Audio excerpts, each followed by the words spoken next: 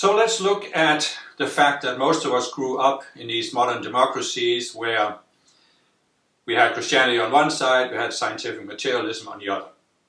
But both of these belief systems, because they are belief systems, even though science claims to be different, they're anti-spiritual. And what I mean with anti-spiritual is that they're telling us, you have to believe this, because we, who are the experts, the authority figures, we are telling you what's true, because you can't know truth within yourself. That's the message we get from both scientific materialism and any kind of formal religion. But spirituality is different. Spirituality is not about coming to believe a certain doctrine or thought system. Spirituality is about having these intuitive experiences where you see something. Some people call it an aha experience. You see something and you know within there's something to it. There's something real about it. And we didn't grow up this way, so how do we find the spiritual path? How do we discover that there's an alternative to just believing what we're told? Well, most of us discovered this because we found some kind of spiritual teaching, a spiritual movement, or a spiritual teacher or guru. And it's a little different today where we have the internet. But when I was young, this was actually in this prehistoric age where there was no internet. So the only way I could find something alternative was in books. And there was the public library, there were bookstores, but they didn't carry any spiritual books at that time. Today they do, because it's more popular, but back then it wasn't common.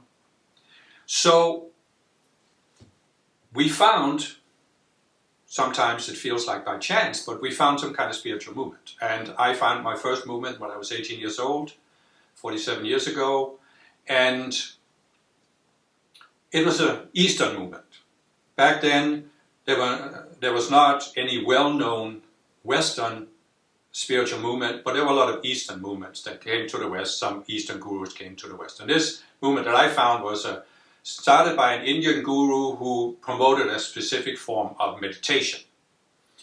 And I went into it, I was very enthusiastic about it, and I studied the teachings, I practiced the meditation. But after a couple of years, I found that there were things that I just couldn't accept about the movement. It wasn't what I had been looking for. It didn't live up to my hopes and aspirations. And I met over the years a lot of people who have had the same experience. You know, your first contact with the idea of a spiritual path is a particular spiritual movement that teaches, that has a specific teaching, it has a specific practice, and often it's created by some guru, and it promotes that you have to be obedient and loyal to the guru because he is in a higher state of consciousness. And so what I have seen happen to some people is that they have become disappointed by such a movement and they've given up on the spiritual path. They've said, okay, this was just all nonsense, and they have maybe accepted what's said either by a traditional religion or a scientific materialism, that all these movements are hoax, that they're just out to fool you or get your money, and they're all false, and therefore you shouldn't follow them. So I have met people who gave up on the spiritual path because of that. Now, when I became disappointed by this movement, I didn't give up on the spiritual path. I was still willing to study spiritual teachings, but I did decide with my outer mind, I'm never going to be engaged with another spiritual movement. That's it. You know, not going to have anything to do with spiritual movements. And I kept that up for a couple of years. And then I found another spiritual teaching promoted by another movement. And I did join that, and I was a member of it for 15 years, about 15 years, and I had tremendous growth from it. So clearly, if I had kept up that decision never to join another spiritual movement, I would not have experienced the growth I've experienced. It would have been really an enormous delay to my spiritual progress. So the main breakthrough that I want to talk about here is that we come to a point where we realize that the spiritual path itself is universal. it has a universal element. And it is that we grow in consciousness from whatever level we are at when we find a spiritual movement or a spiritual path towards higher and higher levels. And this growth can go on for the rest of our lives. And what we need to be loyal to is that growth, that process. We don't need to be loyal to an outer teaching, organization, or guru. We actually follow a spiritual movement for as long as it helps us grow. And if we come to a point where we intuitively sense that it doesn't help us grow anymore, then we look for something else. I remember there was a point, it was actually in my second spiritual movement, where I realized just intuitively, a flash came to me that the reason I found that spiritual movement was that I was seeking. But now I wasn't seeking anymore because I was thinking I had everything I needed in that spiritual teaching and movement. And I realized that didn't quite make sense because I have to be open. If there's something else I need to find, I need to be open to it. And this is unfortunately what happens to some people I've also met on the spiritual path.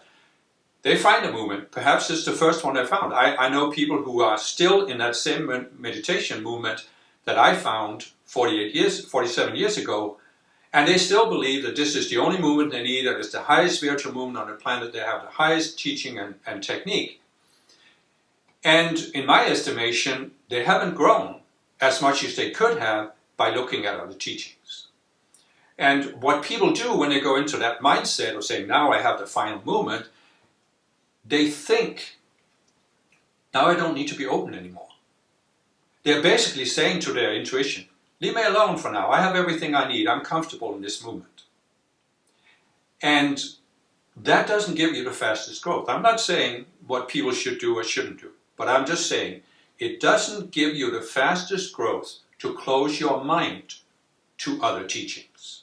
You can follow a spiritual movement or teaching, there's nothing wrong with that, but you need to have some part of your mind open so that you can get an intuitive insight whenever it's time to go to another level. I eventually left even the second spiritual movement. I was involved with a third one, left that one, and now for several years I have been in a position of teaching, but I haven't really felt like creating an organized movement around myself. So it isn't necessary to have a spiritual movement, a spiritual teaching. But I will say that I have grown tremendously by being involved in spiritual movements because you interact with other people.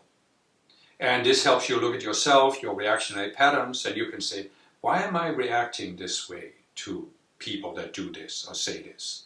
Why do I have a reaction in me? And then you look at that and get over it. And that's what I'll talk about in some of the coming talks. But the main breakthrough here is this.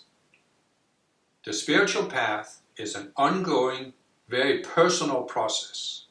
The process really takes place inside yourself, in your mind.